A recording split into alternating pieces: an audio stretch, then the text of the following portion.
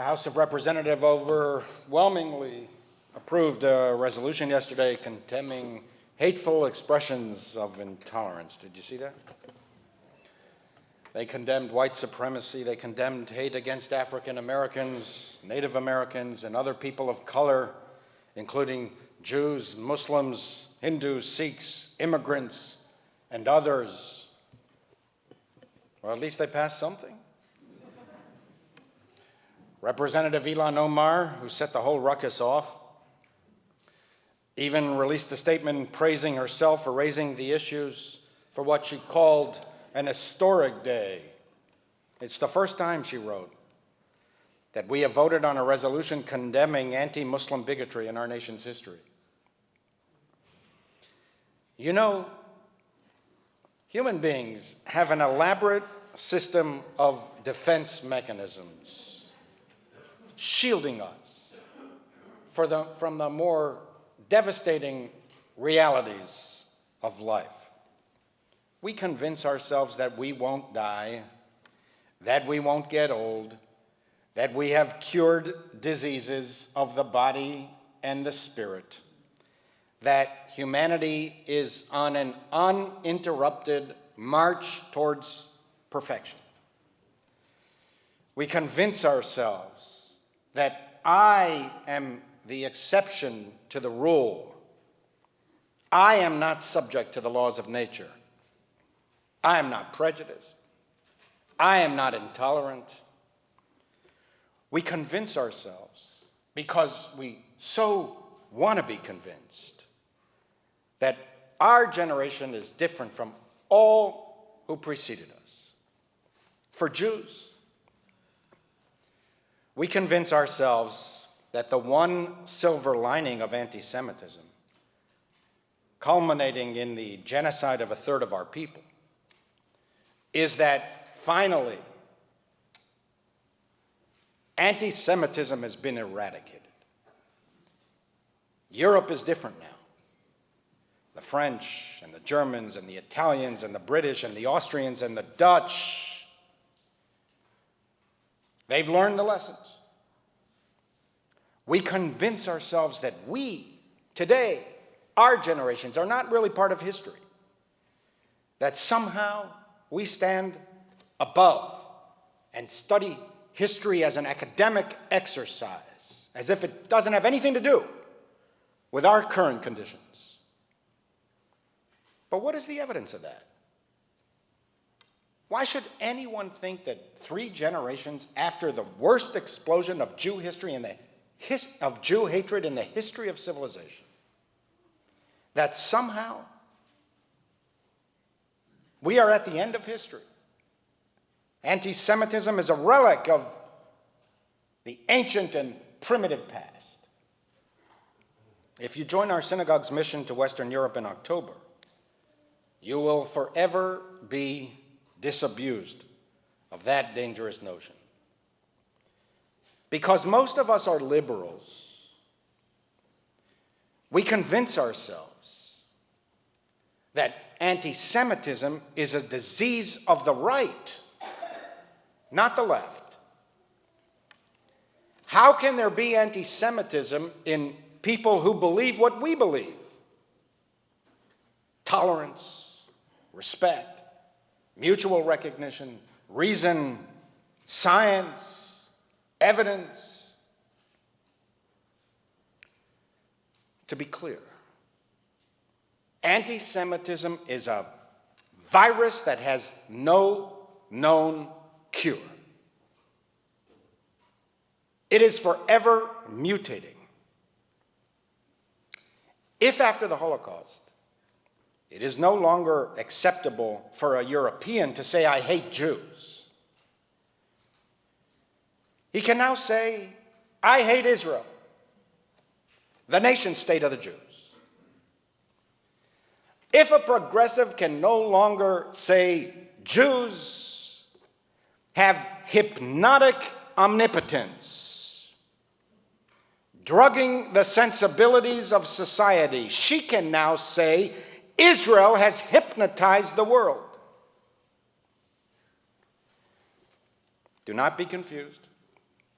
And do not be blinded by the dust thrown in our eyes. The accusation that Jews are disloyal to the country where they live is anti-Semitic. It is an age-old anti-Semitic trope way before the creation of the State of Israel that caused death, misery, pogroms, brutality, violence, and prejudice against our people for centuries. The assertion that Jews are either loyal to no one, we are cosmopolitans, or loyal only to the Jews is anti-Semitic.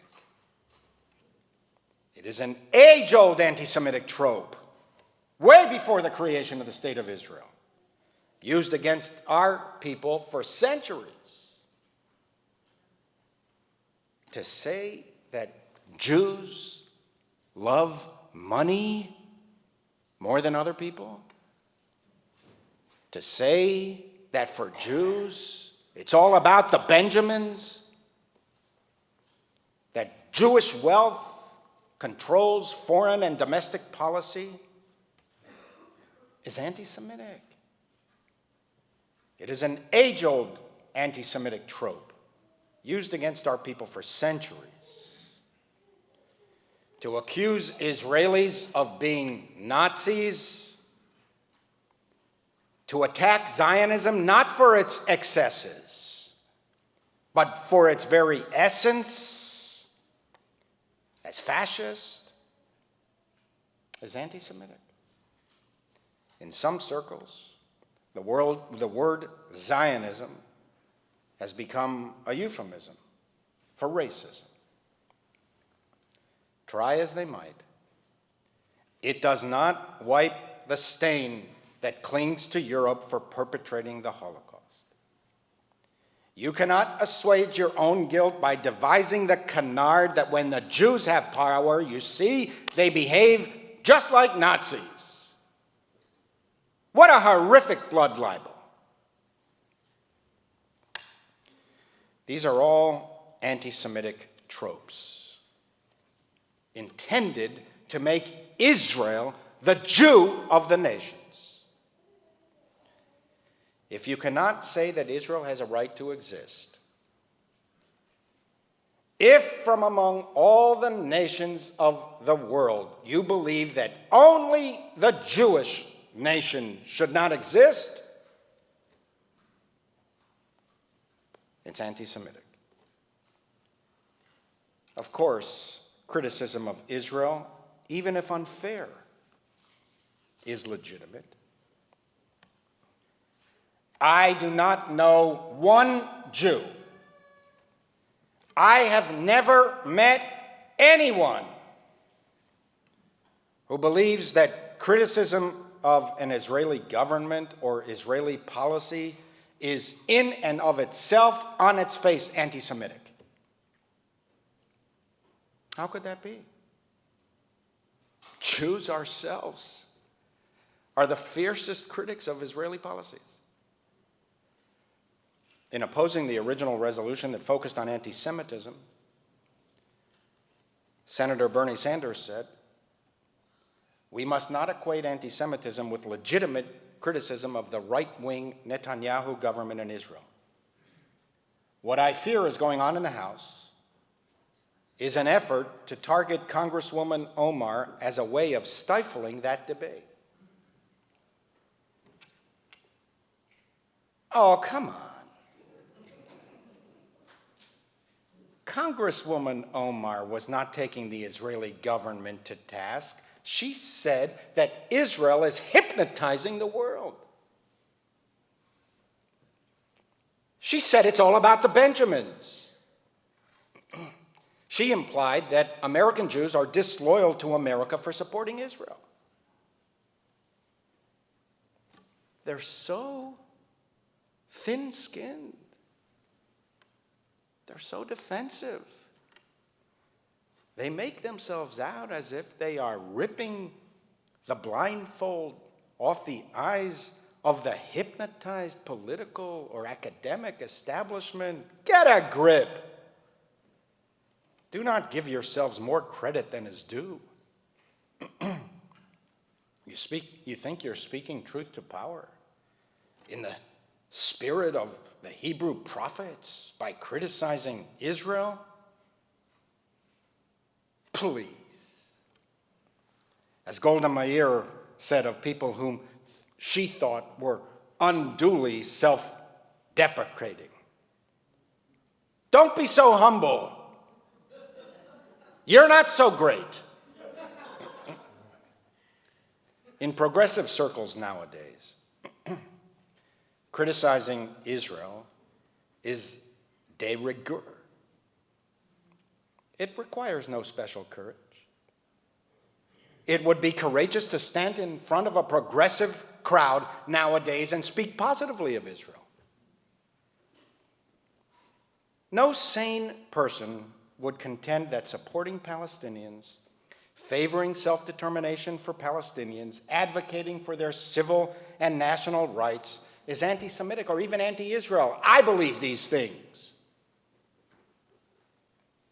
It would be nice if so-called progressives could recognize progress in Israel. It would be truthful to acknowledge that Israel is a liberal democracy, albeit imperfect, making incredible contributions to the arts, science, technology, health. It would be honest to look in any direction within a 50-mile radius of any border in Israel and call out the profoundly anti-liberal, regressive, brutal, and genocidal behavior in Syria, the authoritarian nature of Israel's neighbors, that across the border in Gaza, they throw gay people off roofs, that to the north, a radical fundamentalist terrorist organization, Hezbollah, armed with 150,000 Iranian-supplied missiles, will cause untold devastation both to Israel and to Lebanon in the next war. It would give more credibility to these critics of Israel to acknowledge one thing, one small, tiny thing that in their view might be good about Israel. It would give more credibility to these critics if they conceded a devastating history of Palestinian rejection of every peace plan offered, beginning in the United Nations and continuing to this very day by successive Israeli governments. But then again, I'm a Zionist. And you have to expect that as a Zionist, I've been hypnotized. See how entranced I am? You see it in my glassy eyes? At the very least, can you say that Israel has a right to exist? Can you say that? As you know, there is a BDS movement that seeks to boycott, divest from, and sanction Israel. While I realize that some BDS activists do not seek to destroy Israel, but view Israeli policies to be morally wrong and boycott Israel to compel the government to change policies, much of the leadership of the BDS movement and its official position is to eliminate Israel. If you have any doubt, go up to their website. If you have any doubt, ask them. Ask them. Do you believe in Israel's right to exist? They will hem and haw, and the more honest ones will say no. Ask them. What is their solution to the Israeli-Palestinian dispute? And if they say to create one state from the river to the sea, guaranteeing the so-called rights of the third and fourth generation of Palestinian refugees to live in this one state, it is code for dismantling the world's only Jewish state in favor of creating a 23rd Arab Muslim state. And besides, it won't work. Show me one place in the world, one place, where an amalgam of warring ethnicities forced to live in a single state have ended up not slaughtering each other. If you cannot even say that Israel has a right to exist, that of all the countries of the world, only the Jewish state should not exist, what do you think that says about you? Would you dream of saying that about any other country in the world? Would you say that about France, Italy, Poland, Kosovo, Serbia, Somalia, Sudan or South Sudan? Keep your eyes open. Anti-Semitism emerges both from the right and the left. It has always been that way. In a sense, the anti-Semitism of the left is even more dangerous. Right-wing anti-Semitism tends to stand out in plain sight. It is more of the garden variety type. We hate Jews. They are inferior. Right-wing anti-Semitism inclines towards physical violence.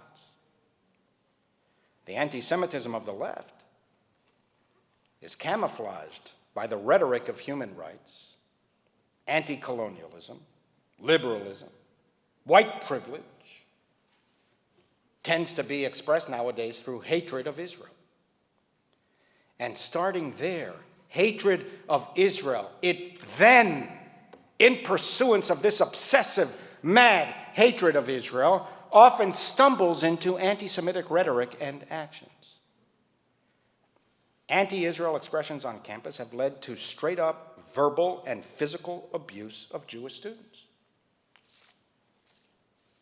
And among the more distressing attributes of left-wing anti-Semitism is that those who voice it often claim the right not to be criticized. In defending Congresswoman Omar, a number of her colleagues stated that it is not the place of white men to criticize a woman of color. I heard that as we were debating our synagogue's posture on whether to participate in the Washington, D.C. Women's March. I heard the same thing. Since I'm Jewish, I couldn't criticize Muslims who led the march. Since I'm male, I couldn't criticize females. Since I'm white, I couldn't criticize people of color. Think about that for a moment. It's an effort to inoculate whole categories of people from criticism and disagreement simply by virtue of race, gender, or religion, no matter what they say. No matter how offensive are their ideas. That actually is an effort to stifle debate. It's not American Jews who are seeking to stifle debate about Israel. It's the contention that a member of Congress, no less, is immune from criticism because of race, gender, ethnicity, or religion. That is the most insidious threat to a free and open debate of ideas. And if you think I am wrong, if anyone here thinks I am wrong, or all the people watching online,